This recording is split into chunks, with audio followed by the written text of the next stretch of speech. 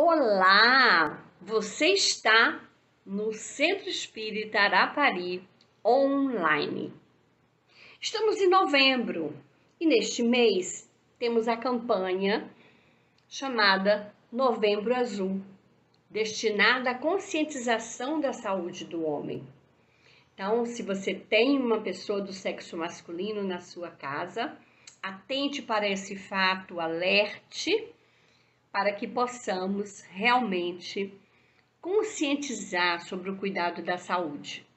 Sejam todos bem-vindos, estamos muito felizes de ter vocês aqui conosco, neste momento de iluminação espiritual.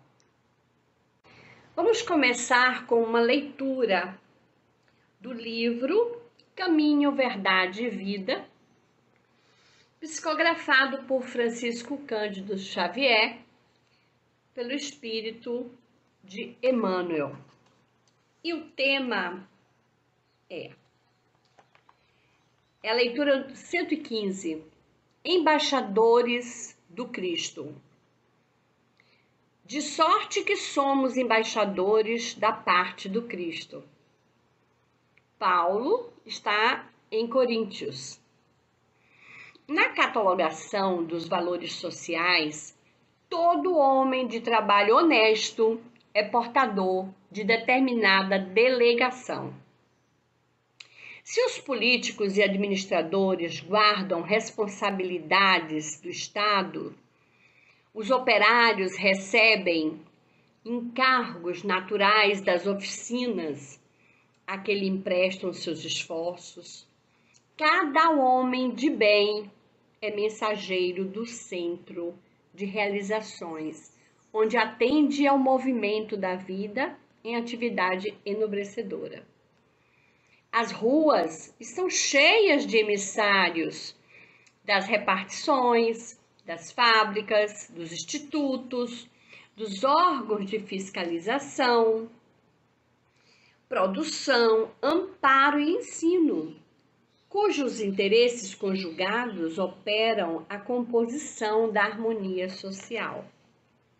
É necessário, contudo, não esquecermos que os valores da vida eterna não permaneceriam no mundo sem representantes. Cristo possui embaixadores permanentes em seus discípulos sinceros. Importa considerar que na presente afirmativa de Paulo de Tarso, não vemos alusão ao sacerdócio presunçoso. Todos os colaboradores leais de Jesus, em qualquer situação da vida e no lugar mais longínquo da terra, são reconhecidos na sede espiritual dos serviços divinos. É com eles, cooperadores devotos e muita vez desconhecidos dos beneficiários do mundo, que se movimenta o Mestre, cada dia estendendo o Evangelho aplicado entre as criaturas terrestres, até a vitória final. Entendendo esta verdade, consulta as próprias tendências, atos e pensamentos, repara a quem serves, porque se já recebestes a boa redenção, é tempo de tornares embaixadores de sua luz. Com essa leitura, vamos começando a nossa prece, pedindo aos protetores espirituais do Centro Espírita Arapari que cuidem de nós nessa atividade de hoje. Abençoa o nosso palestrante para que ele seja portador das palavras do Cristo e que possamos ter uma semana de paz, de tranquilidade e sempre, sempre, sempre regados de harmonia e muito amor. Esteja conosco, Mestre Jesus, hoje e sempre.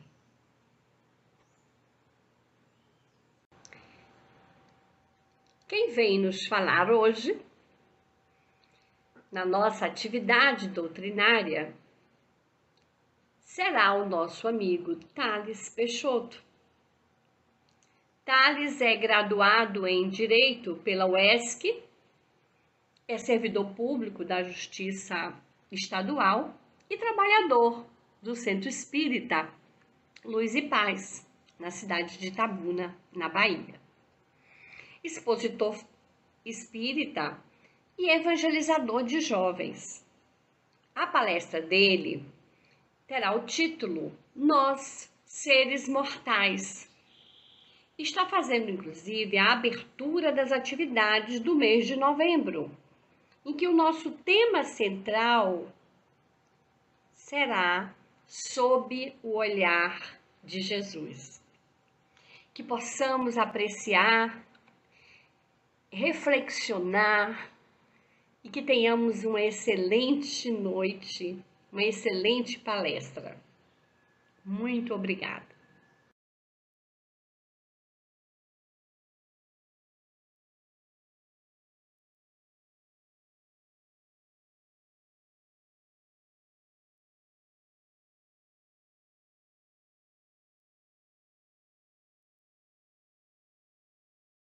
Queridos irmãos, internautas, amigos fraternos ligados no canal do Centro Espírita Arapari e da Congelém, que a paz do Mestre Jesus continue a nos envolver.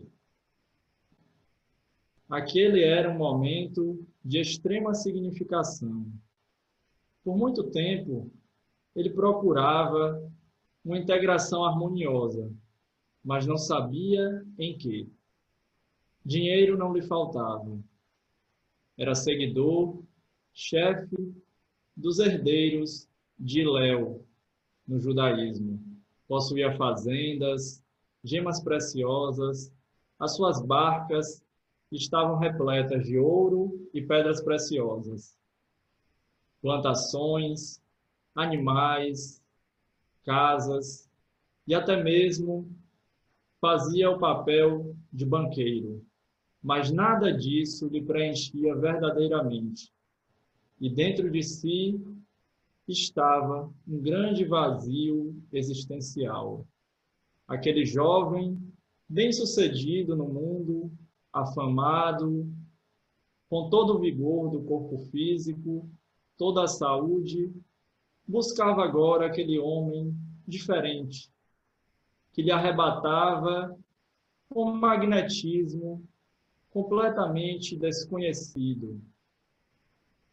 De onde o conhecia, buscava em sua mente, em sua memória, tentar decifrar aquele momento. E aquele chamamento, aquela convocação ressoava em seu íntimo. Vai, vende tudo o que tens, reparte entre os pobres, depois vem e segue-me. O jovem rico sabia que não tinha dificuldade para se desfazer dos bens materiais, porque, como ele mesmo asseverava, eles se perdem muito fácil.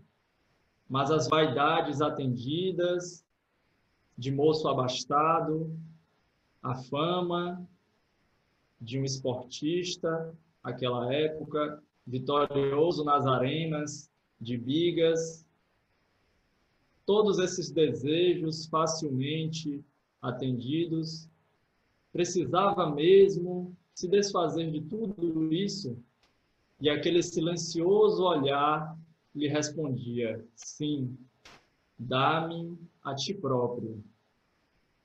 E naquele momento, embora arrebatado por aquele magnetismo singular daquele homem, daquele mestre, que ele fora arrastado a conhecer, ele hesitava. E naquele momento não comportava dubiedades.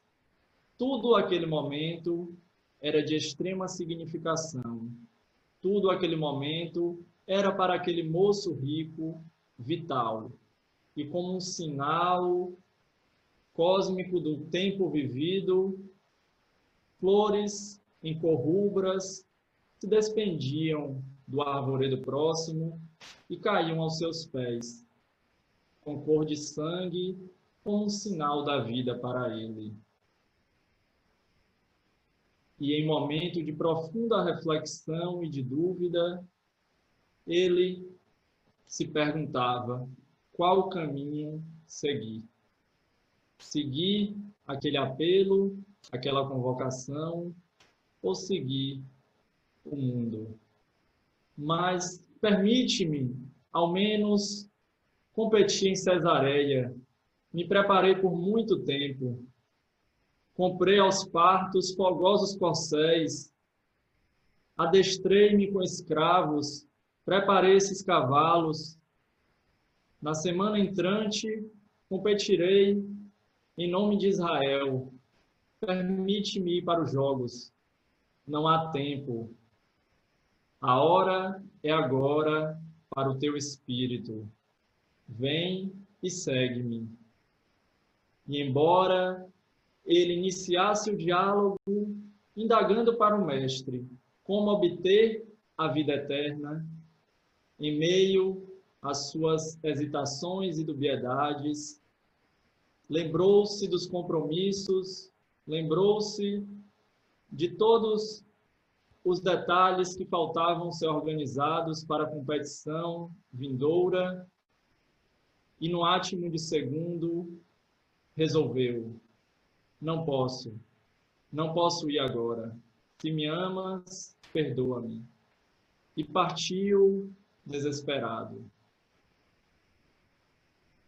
O mestre, naquele momento, sentou-se em profunda reflexão, e as lágrimas evolavam de seus olhos com profunda tristeza, sempre que uma de suas ovelhas resolvia sair do seu aprisco. Os apóstolos, ao se aproximarem, sem terem ouvido aquele diálogo, indagaram, e ele respondeu: quão dificilmente entrarão as pessoas que têm posses no reino de Deus. Na semana vindoura, Cesareia era a capital do ócio e do prazer. A arena repleta, rivalizando com os circos romanos. O barulho ensurdecedor, a multidão em festa, preocupada com as grandes apostas que haviam depositado nas mesas em grandes somas de dinheiro. E então os chicotes arrebentam no ar, dá-se a partida. E numa manobra infeliz, um jovem cai da sua quadriga e o seu peito é despedaçado pelas patas velozes dos animais.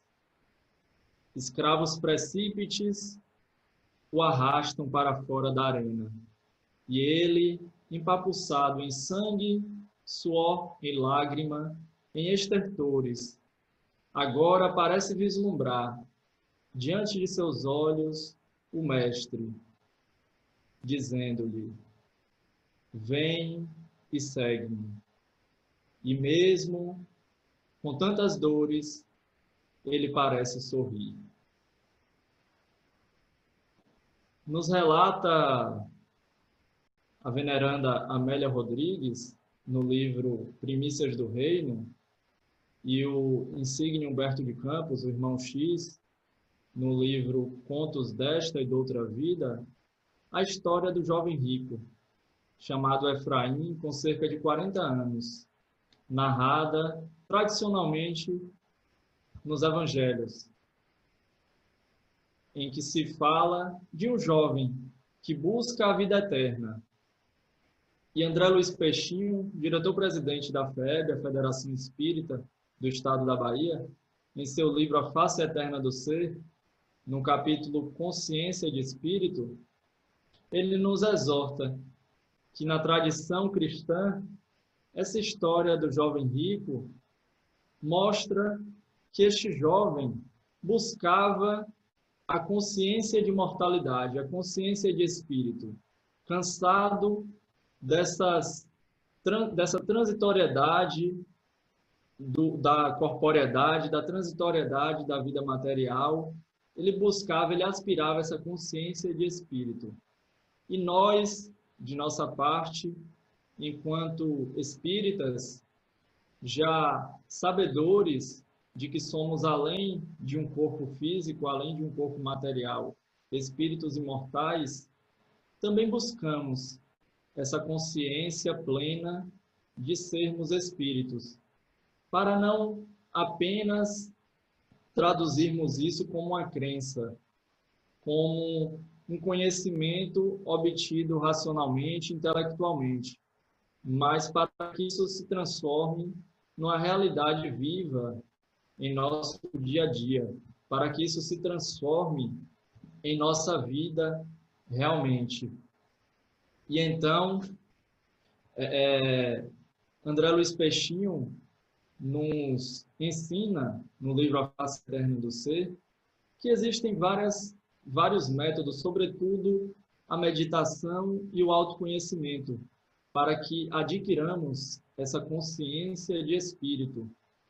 E aí nós lembramos da questão 919 de O Livro dos Espíritos, quando Kardec indaga aos espíritos de Escol: qual meio prático mais eficaz tem o homem para melhorar nesta vida e resistir à atração do mal? E os espíritos respondem: um sábio da antiguidade já vô-lo disse, conhece-te a ti mesmo. Então, o autodescobrimento, essa ferramenta inenarrável para a transformação moral. E compõe-se um aspecto desse autodescobrimento, essa vertente de saber esse espírito, de reconhecer esse espírito vivendo uma experiência transitória aqui na Terra. Então, muito mais do que carne e osso, muito mais do que seres jogados neste planeta ao acaso, nós somos filhos de Deus, nós somos seres imortais.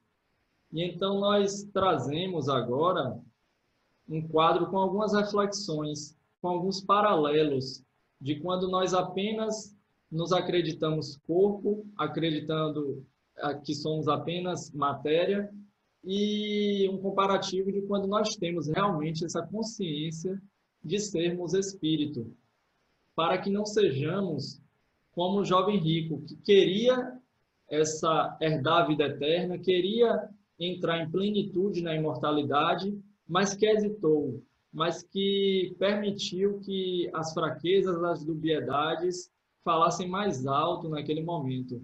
Então, que muito além do que só um conhecimento intelectual de saber que sou espírito, é preciso viver desde já como espírito, ter essa consciência, despertar essa consciência por meio da meditação, por meio do autodescobrimento, por meio dessas reflexões. E aí nós vamos agora compartilhar com vocês aqui a tela, em que de um lado nós temos a finitude, o aspecto materialista, a cosmovisão, né? O paradigma materialista de ver a vida, e a visão da imortalidade, que origina o paradigma ou a cosmovisão espiritualista ou espírita. Então, quando nós acreditamos que morremos e acabamos, que a nossa vida começa no nascimento e cessa com a morte do corpo físico, nós somos seres finitos. Então, é o que os filósofos já disseram, o ser para o nada. Nós viemos a esse mundo e caminhamos para o nada, que é a morte, como Heidegger e Sartre já falavam em seu existencialismo, né?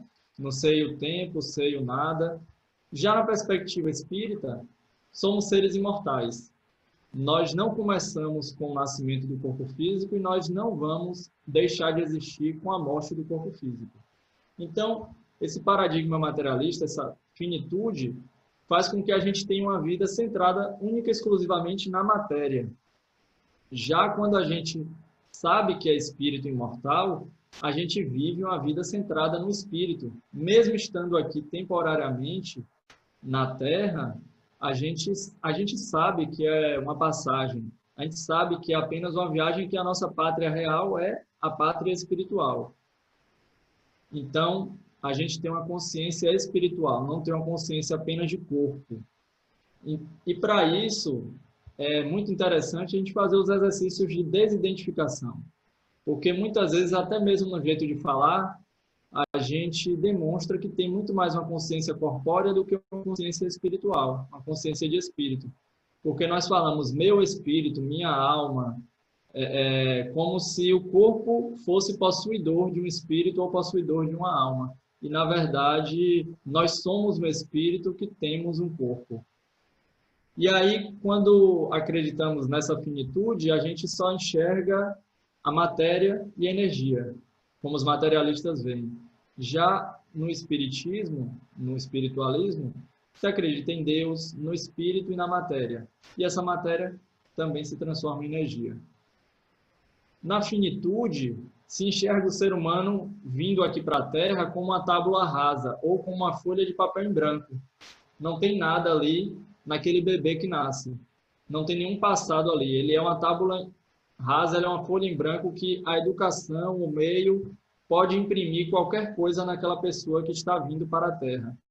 Já no paradigma da imortalidade, do espiritismo, ali naquele bebê, aparentemente novo, inocente, reside um espírito milenar, que é herdeiro de si mesmo. Então, ele não é uma folha de papel em branco. Em seu inconsciente, em seu perispírito, estão as marcas multimilenares de várias e várias existências.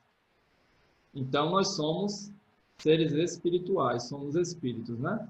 Não começamos a nossa jornada aqui em uma existência. Então, com essa finitude, há a impermanência, a transitoriedade, tudo mudando, né? Próprio da matéria, próprio do nosso corpo, próprio da vida aqui na Terra. Tudo é muito passageiro, tudo é muito rápido. Já o espírito, ele é a permanência. O mundo espiritual é a nossa pátria real e o espírito, ele permanece sempre. Esse corpo que nós nos utilizamos como uma veste, como uma roupa, ele dura 60, 100 anos, 30 anos, a depender da programação reencarnatória, e logo os átomos se desagregam para formar outros corpos, já nos diz a ciência. Então, a gente fica aqui preso, a visão da finitude, da materialidade, preso a essa dimensão de tempo e espaço, e não enxergamos todas as outras formas de manifestação da vida que existem nessa interexistencialidade, todas as outras dimensões, como o próprio mundo espiritual. E esse tempo de Deus aí, que é a eternidade, que não é concebida nessa visão, nessa mundividência materialista. O trabalho é visto por essa visão aí de que nós vamos morrer e acabar, que não somos espíritos, somos corpo, como uma acumulação de riqueza. Há um estímulo ao egoísmo. Já quando nos sabemos espírito, vemos que o trabalho é uma ocupação útil, que nos levará à evolução, nos levará ao aprendizado, ao crescimento. E na visão de finitude, nos leva a ter muito apego aos bens, às pessoas, aos status, às instituições, às situações, apego a tudo, porque acaba sendo essa única e exclusiva existência aqui que, sem uma moralidade maior, porque o que eu fizer aqui, que não for punido pela lei humana, não vai ter consequência nenhuma. Então, é melhor eu me dar bem, é melhor eu acumular as riquezas, é melhor eu passar por cima das pessoas. Mas quando a gente enxerga a vida na ótica do espírito imortal, criado por Deus, a gente percebe que tem muitas e muitas existências, que esses bens materiais são extremamente transitórios, que eles passam com um piscar de olhos, que uma existência é um piscar de olhos na eternidade. Então, a gente, olhando a vida com esse olhar da imortalidade, a gente tem muito mais desapego a essas questões que se tornam muito pequenas diante do todo, diante da vida. diante de todo triunfo, de todo triunfo que é destinado ao espírito imortal. Há um destino muito mais nobre, muito mais digno, uma plenitude, uma felicidade muito maior do que essa felicidade do sucesso terreno, da fama terrena, da acumulação de bens. Então, a pessoa que crê esse paradigma da finitude, da vida, da morte, né, como o fim da vida, ela não compreende a finalidade da dor e da doença, por exemplo, que só é compreendida quando a gente põe a ótica do espírito imortal e, consequentemente, das reencarnações. E quando a gente entende o funcionamento da lei divina. E aí vamos entender a função evolutiva e pedagógica da dor e da doença, que não é uma punição de Deus, mas que é para o nosso aprendizado, é para o nosso crescimento. Então, quando a pessoa acredita que morre e acaba, ela acaba tendo medo da morte. Há uma grande incerteza, há uma grande dúvida sobre o que virá depois. Mas quando nós temos as certezas trazidas pelo Espiritismo, nós nos educamos, ou deveríamos nos educar para a morte. Como diz Kardec no livro Céu e Inferno, porque o espírita não teme a morte. Então, nós sabemos o que virá depois da morte. E se nós nos portarmos da forma devida, da forma que a nossa consciência aprove nesta existência, sabemos que o que defrontaremos após o desencarne não nos assustará ou nos atormentará. Da mesma forma, quando enxergamos que a nossa existência é essa curta passagem, esse curto período aqui na Terra, há um grande imediatismo, há uma grande necessidade de cuidar do corpo, porque o corpo é tudo que nós temos. E precisamos viver tudo aqui e agora, porque amanhã a gente pode morrer e acabar. Essa é a visão do imediatismo, né? Do hedonismo. Já com a ótica da imortalidade, do ser imortal, do ser espírito, há uma grande serenidade diante dos eventos da vida. Não há essa pressa, essa ansiedade, esse imediatismo, porque sabemos que somos imortais. Sabemos que devemos cuidar tanto do corpo como do espírito, que nós somos, realidade permanente, essência, mas do corpo como um instrumento de manifestação do espírito na Terra, do corpo como uma ferramenta útil e necessária, porque necessitamos ainda reencarnar nesse estágio de planeta de provas e expiações, de espíritos ainda com predominância do egoísmo, ainda necessitamos da reencarnação, necessitamos de utilizarmos desta veste corpórea.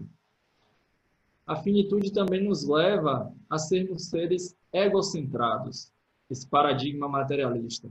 Queremos destaque, queremos compensação, queremos aplausos. Já quando enxergamos a vida com a ótica da imortalidade, do espiritismo, e verdadeiramente introjetamos esse aprendizado, nós vamos colocar o ego em harmonia com o self, que é o Deus interno, o eu superior, o Cristo interno. Então, nós vamos deixar de querer essas questões menores de destaque, de gratidão do próximo, de fazer algo buscando uma compensação, buscando um aplauso, buscando algo em troca, mas fazer de coração, fazer porque realmente se quer fazer o bem, sem buscar um espaço no céu, sem buscar um espaço em nosso lar, sem buscar que o próximo nos agradeça, mas fazer realmente por consciência de que é o que deve ser feito. A finitude, o materialismo nos leva a um estímulo ao egoísmo. Já o espiritismo, a imortalidade, nos leva a um estímulo ao altruísmo. Então, se quando eu enxergo que eu sou um corpo, que eu sou uma pessoa que vou morrer e vou acabar, e que não há nenhuma lei superior regindo a vida, eu vou querer tudo para mim. Eu vou querer ser o melhor, eu vou querer preponderar, eu vou querer vencer na vida, e eu não vou me importar muito em auxiliar, em ajudar os outros. Mas quando eu me vejo nesta caminhada da imortalidade junto aos meus irmãos e enxergando que o que se faz hoje a gente colhe amanhã, enxergando toda essa teia que rege a vida, com toda essa ética cristã que envolve o nosso paradigma espírita, com todo esse funcionamento, compreensão do funcionamento da lei divina que está presente em nossas consciências, a gente vai permitir o nascimento do altruísmo, de não querer só para mim, de não querer só para minha família, de não querer só para os meus, mas de expandir isso para todos. A finitude também nos leva, consequentemente, ao egoísmo, ao individualismo. Mas com essa ótica da imortalidade, a gente enxerga que somos espíritos interdependentes. Ora estamos numa família, numa próxima encarnação podemos estar encarnados em outra família, numa outra encarnação podemos estar em outro país. Então, quem hoje é rico, amanhã pode estar pobre. Nos enxergamos em várias posições. Quem hoje é mulher, amanhã pode nascer, reencarnar como homem. Então, somos indivíduos que ocupamos várias posições ao longo das reencarnações, ou para não dizer todas as posições, para poder experimentar todas as questões, e somos interdependentes, né? Ao mesmo tempo que somos individualidades e temos tarefas e trabalhos intransferíveis e pessoais que só cabem a nós mesmos, mas, ao mesmo tempo, vivemos regidos por uma lei de solidariedade, por uma lei de sociedade, né? Somos seres gregários e sociais. Esse paradigma do morreu e acabou, né? De que vivemos somente esse aqui e agora e que depois nos defrontaremos com nada, ele nos leva a querer gozar o máximo de prazer no momento presente, já que não temos nenhuma certeza quanto ao futuro.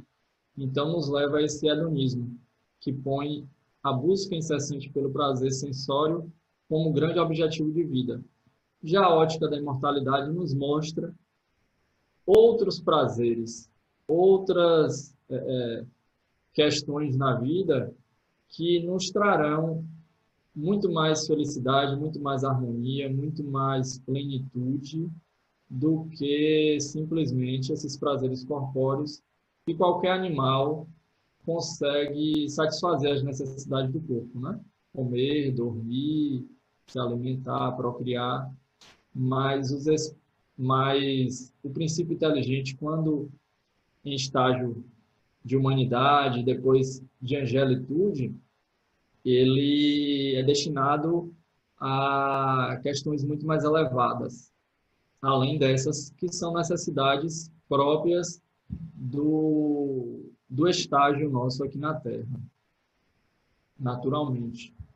Então, a finitude nos leva também a querer ter muito, né? As conquistas externas, passageiras, ilusórias, como a gente falou, essa necessidade do ego de querer destaque, de querer possuir, como até um próprio instinto de proteção, nos leva ao excesso, que é chamado de consumismo, né? De querer preencher os nossos vazios existenciais comprando e adquirindo coisas. Já a ótica da imortalidade nos demonstra o ser imortal, a essência, e vai nos mostrar a maior importância, na verdade, na vida dessas conquistas íntimas permanentes, que são as conquistas reais, as conquistas que ficam, as conquistas do espírito que não são roubadas pelo ladrão e não são corroídas pela traça. Essa ótica materialista, a gente vê isso muito ao longo da história e atualmente ainda, gera uma grande oposição entre ciência e religião, e até mesmo entre religião e filosofia também. Mas o espiritismo, ele já nos traz essa transdisciplinaridade, né? Essa grande união entre ciência, filosofia e religião. A ótica materialista, né, da finitude, do ser, nos traz a fragmentação, o cartesianismo, né? Que é o olhar de análise, de fragmentar tudo e tentar olhar tudo sempre em menores partes. Por isso a gente tem as grandes especializações, cada vez mais especialidade da especialidade, né? Médico, ortopedista, de membro superior, aí vai para a mão, até se tornar especialista do dedinho mindinho. Então, se entende aí muito que quanto mais específico, mais aprofundado e melhor. Só que acaba, às vezes, perdendo o olhar do todo, né? Que é esse olhar integral, esse olhar da síntese, não da análise, que é um olhar holístico, transdisciplinar, que é próprio de quem adquire essa sabedoria da imortalidade, que é justamente a inteligência espiritual, dizendo aqui de uma maneira bem simples, que é trazido no livro Inteligência Espiritual, de Dana Zohar e Ian Marshall, que é essa visão mais profunda, essa sabedoria, essa visão mais ampla e mais profunda da vida.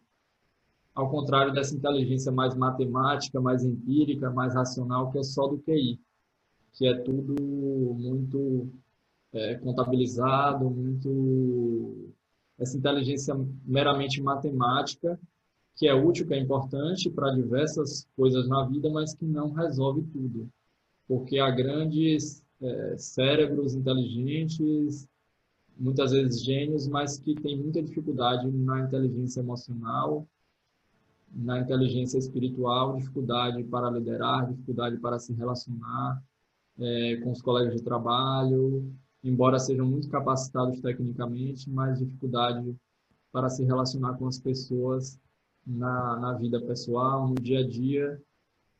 Então, essa inteligência espiritual nos dá um discernimento e uma orientação para a vida como um todo. O darwinismo também, que demonstra essa evolução das espécies, mas uma evolução meramente dos corpos, né? Porque não há esse olhar ali da espiritualidade, esse olhar da evolução que ocorre também do outro lado da vida, digamos assim, do lado do espírito, mas no paradigma da imortalidade vai se perceber não só a evolução de corpos, como também a evolução dos espíritos. Vai se perceber que Deus é a causa primária, mas que a partir do momento em que Deus cria, os seres também evoluem.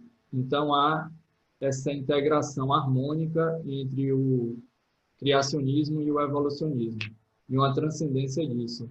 Não fica nessa dualidade, nessa briga entre o evolucionismo e o criacionismo, como se vê até mesmo atualmente. Nessa ótica da finitude, se enxerga o amor como um mero impulso biológico de preservação da espécie, como o filósofo Arthur Schopenhauer fala no seu livro A Metafísica do Amor. Ele enxerga o amor não como esse sentimento nobre, como essa virtude que o ser humano tem, né? Como se enxerga na ótica da imortalidade, o amor de natureza divina, culminância dos sentimentos e das virtudes, mas como um mero impulso biológico para perpetuar a espécie, como esse instinto de conservação, de procriação. Apenas mais refinado, mas no fundo, é a natureza, a biologia nos iludindo para poder manter a espécie. Então, nessa ótica da finitude, a consciência ela é produto do cérebro, que é um órgão do corpo. Então, os sonhos que nós temos quando dormimos são meras manifestações do inconsciente.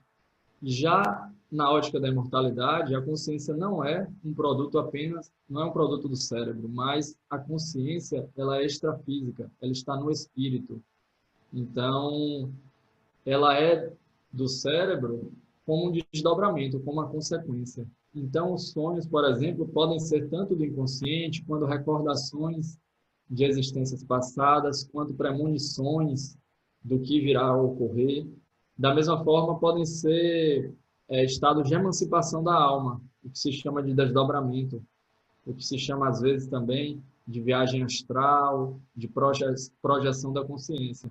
Então, quando dormimos, quando muitas vezes se tem uma EQM, né, um estado de quase morte, quando a pessoa está fazendo uma cirurgia ou quando está em coma, há ali uma libertação maior do espírito, naquele estado de consciência, e acaba sendo uma prova cabal de que não somos apenas o corpo, de que somos um corpo e somos, antes de tudo, desse corpo, um espírito, né? Estamos temporariamente naquele corpo ali, mas que a nossa consciência permanece mesmo fora do corpo. Então, quando se tem essa emancipação da alma e se percebe que a consciência permanece mesmo fora do corpo, se prova que a consciência é extrafísica. Da mesma forma, os eventos chamados de alucinação ou fantasia, né? Quando se olha nesse olhar da materialidade, do materialismo, quando se vê o corpo como esse ser finito e único do ser humano. Mas, na ótica da imortalidade, muitas vezes esses fenômenos de alucinação e de fantasia são, na verdade, fenômenos mediúnicos, anímicos ou parapsíquicos. Então, há um leque muito maior aí de conhecimento para poder interpretarmos esses fenômenos da vida. Lógico que há os problemas mentais, as esquizofrenias, mas há também os fenômenos mediúnicos.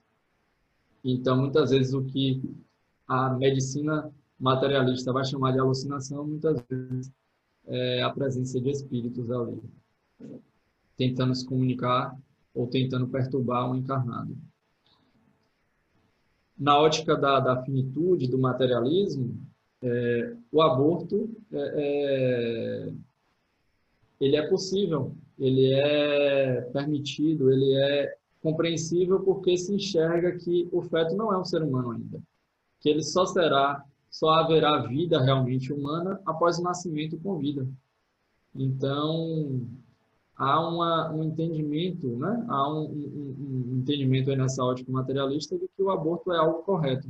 Já quando se enxerga nesse olhar da imortalidade, se vê ali que naquele feto, na verdade, há um espírito ali programado necessitando reencarnar. Então, se percebe toda a grandiosidade da vida que há ali por trás daquele feto que biologicamente pode ser muito pequeno, pode ser muitas vezes ao olhar de muitas pessoas algo insignificante, mas que ali já há uma vida, já há uma preparação divina para aquele ser, que nada é ao acaso. Então, nesse olhar da finitude, já se encaminhando para o encerramento, a gente vê as formas de obtenção do conhecimento apenas nessa ótica, né, que a gente falou do QI, do racional, do intelecto, da sensação e do empírico.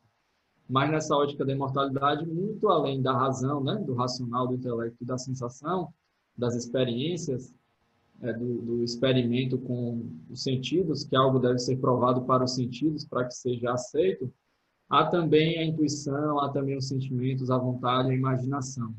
Então, há muitas outras formas de se obter o conhecimento, além dessa via racional. Há a via intuitiva, há a via onírica. Então, há uma ligação muito maior aí com o mundo espiritual.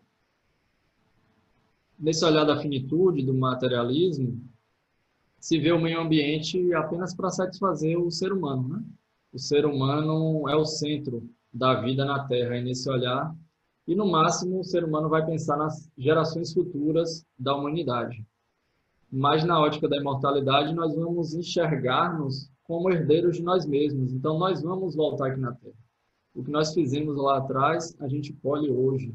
Então, isso nos impulsiona a uma preservação muito maior da nossa casa planetária e também a uma ecologia integral por uma expansão da amorosidade. Porque nós vamos enxergar que todos os seres são filhos de Deus. Filhos de Deus, todos os seres pertencem à mesma criação divina. Então, nós, por um impulso natural, vamos expandir essa amorosidade, não ficar restrito apenas às pessoas, mas expandir essa amorosidade para uma ecologia integral e de preservação da vida em todas as suas manifestações, em todas as suas formas. Na finitude se enxerga o corpo e a família como esse acaso biológico, né? A gente vem com esse corpo aqui, quem veio com o corpo doente, paciência, azar, deu azar. Quem veio com o corpo saudável, deu sorte. Quem nasceu numa família rica, quem nasceu numa família que tem mais ou menos ali harmonia, deu sorte. Quem nasceu numa família desarmonizada, numa família pobre, numa família com problemas de doenças genéticas, deu azar. Então, a ótica materialista trabalha aí com o acaso, né? Tanto com o corpo quanto com a família em que se nasce. Mas na ótica espírita, na ótica da imortalidade, se enxerga que tanto a família quanto o corpo que nós trazemos nessa existência é previamente planejado. O nosso corpo, ele é consequência, ele é formatado de acordo com o nosso perispírito, nosso modelo organizador biológico. E a nossa família nada mais são do que almas que nós já tínhamos ligações, temos necessidade de estar próximos nessa existência, precisamos caminhar juntos, reaprender, refazer os nossos laços. Então, nessa ótica da finitude, se leva muito facilmente ao suicídio, à depressão, à síndrome do pânico, já que é só essa vida aqui, não há nenhuma destinação superior ao ser humano, não há nenhuma ética, nenhuma lei superior que reja a vida. Depois que eu morrer, eu vou acabar. Então, se eu estou vivendo muitos problemas, basta eu me matar para solucionar esses problemas, segundo a ótica da finitude, segundo a ótica materialista. Mas, quando nos enxergamos como seres imortais, como seres espirituais, sabemos que mesmo com a morte do corpo físico, os nossos problemas permanecerão. Só que aumentados, ampliados, intensificados. Então, muito melhor do que desistir dessa atual existência é permanecer, continuar aprendendo, continuar crescendo, porque seguramente a ajuda divina nos alcançará, se nós permanecermos com fé. Porque o suicídio não será jamais a solução, até porque nós continuaremos vivos. Após a morte do corpo físico, nos defrontaremos com a vida face a face. Então, nos leva a uma aceitação dinâmica da dor, das dificuldades, dos problemas. Aceitando, se resignando, mas trabalhando para poder resolver, para solucionar. A finitude, como enxerga essa existência como única e exclusiva, não teremos outra, só esse corpo, então, o momento de glória da juventude passou, acabou, nunca mais será vivido. Quando chega a velhice com suas dores, suas doenças, suas limitações, ela não é aceita. Quer-se permanecer jovem para sempre. Então, não há essa compreensão da função, né, de cada período da existência do ser humano, de cada período que o espírito precisa passar aqui para aprender. Então, nessa ótica da imortalidade, há uma compreensão da função, da beleza de cada período, né? Da função e da beleza de cada período da existência aqui para o espírito imortal. Como a gente pode observar aí, há uma diferença muito grande no olhar materialista e no olhar imortalista, digamos assim, da vida. E que a gente não seja ali como o jovem rico que ficou hesitante, que ficou em dúvida entre seguir Jesus e seguir nas competições mundanas, entre seguir a glória celeste e seguir a glória do mundo, entre seguir as vitórias das riquezas perecíveis e seguir as vitórias imperecíveis. Que nós tenhamos realmente a consciência de que somos espíritos imortais, de que nós não começamos a existir agora, de que nós não encerraremos a nossa vida quando partirmos aqui da Terra, de que temos ainda muitas e muitas jornadas, muitas e muitas caminhadas para cumprir. De que Deus nos criou para a felicidade, para a plenitude, para a autorrealização. Que a nossa vida ela é portadora de um imenso significado. E que quando verdadeiramente entendermos que somos espíritos criados por Deus para amar, a nossa vida se encherá de sentido e de significado e de um valor inefável. Que Deus nos guie, que Deus nos abençoe e que nós cada vez mais descubramos ao longo de nossa jornada esse papel fundamental de saber-se espírito mesmo enquanto encarnado. Não é algo que se adquire do dia para a noite, não é algo talvez que vamos adquirir plenamente nesta existência. Porque se assim o fôssemos, já seríamos espíritos puros, já não necessitaríamos reencarnar na Terra.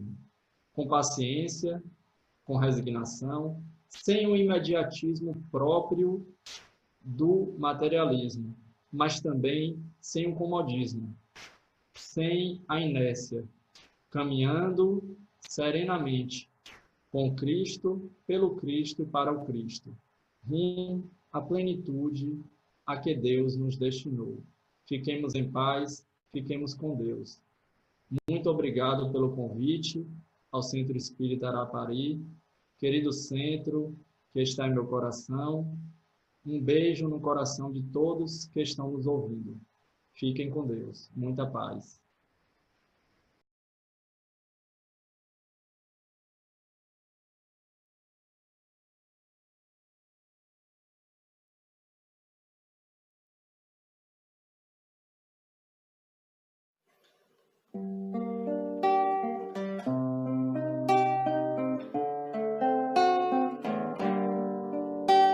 Criança que brinca no mundo encantado e sente a vida no seu esplendor, a beleza, o amor. Não sente a tristeza, só vê a beleza, maldade no coração, lugar não terá pra viver, pra morar. A beleza do seu puro olhar reflete tudo aquilo que sonhei.